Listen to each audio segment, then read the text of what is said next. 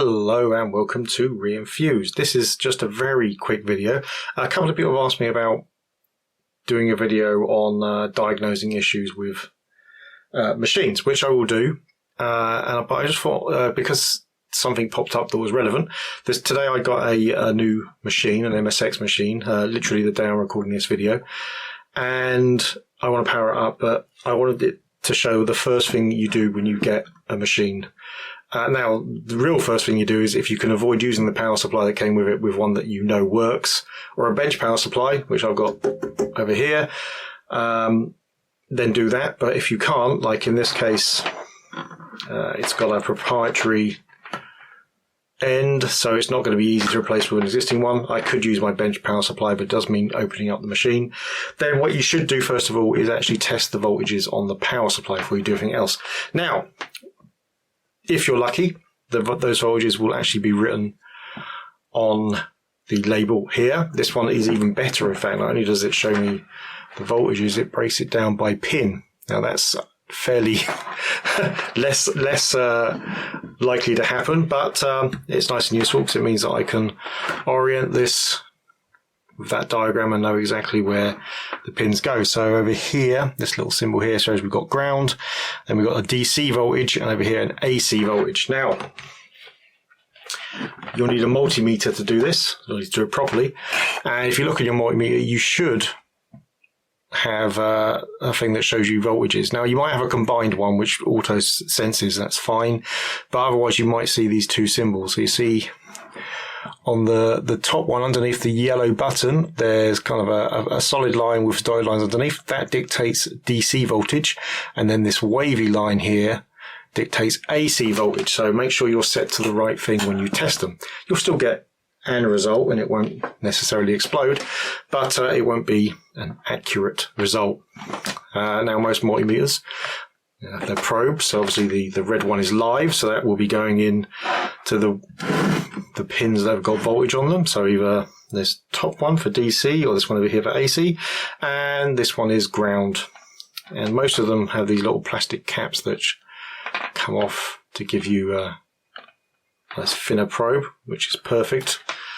And so what you can do is we look on our diagram and it shows us the ground is over here, so we can put this in ground, and we can put this in the DC one over here. Make sure obviously these two aren't touching. So there you go, those are now, oops, this wire's just falling on the floor a lot. So that goes in there. That goes in there, and now because of that orientation of pins, we are testing the DC voltage. So we want to turn our multimeter to DC,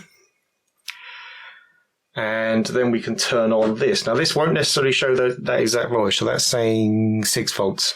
There's a chance it will show something higher, maybe even 12 volts. But that's because it's not running, it's running under load. It's if it shows something unstable or massively high, that's when you worry. So turn that on. And yeah, we're getting 10 volts over here. That's probably all right under load. It's a little unstable, but it's not terrible. That's probably all right. If it's massively fluctuating all the time, that huge fluctuation there was me because I was moving the wires around. And there you go. Now that's dropped down. There'll be a big capacitor in there which stores power, so that's the reason why that didn't go down immediately. Right, and now we can switch this to the AC.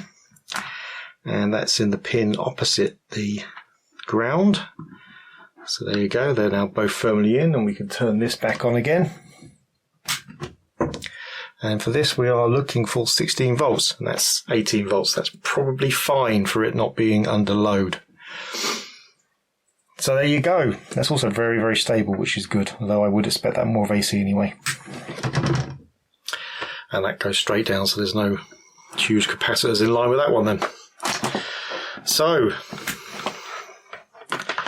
and that's an important step, because you can't guarantee that an old power supply is going to have be giving out the right voltages. This is especially true on certain ones, like Condor 64 ones are notorious for suddenly having a lot more voltage coming through their pins than normal when their capacitors start to break down. So it is really important that you actually test the voltages out on these supplies. Although, like I said, the better option is to get a known reliable power supply that has the same voltage and the same polarity. You need to check that out as well, especially for DC. And use that instead if you can. Bench power supplies are very good, and they're quite cheap nowadays, but yeah, careful what you buy, obviously, as always. Anyway, that's just a very short video. We will go more into this topic later on. We'll do some smaller videos explaining some of the techniques for working out what's going wrong with equipment. Right. Thanks for watching. If you enjoyed the video, please hit like. If you really enjoyed the video, please hit subscribe. If you didn't enjoy the video or you have something else to say, then please leave it in the comments below. I should point out, I was going to ignore this, but you have to point these things out. Do be careful, there is still voltage. It can still hurt you, maybe not massively, some of them, but some can, and it will still sting at the minimum.